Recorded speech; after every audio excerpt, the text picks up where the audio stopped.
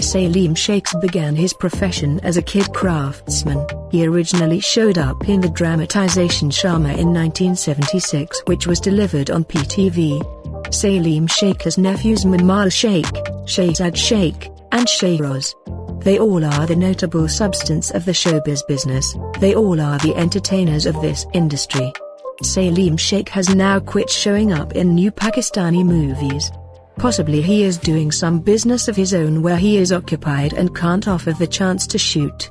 What's more, he seldom shows up at showbiz parties. Since they don't care for every one of these things by any means.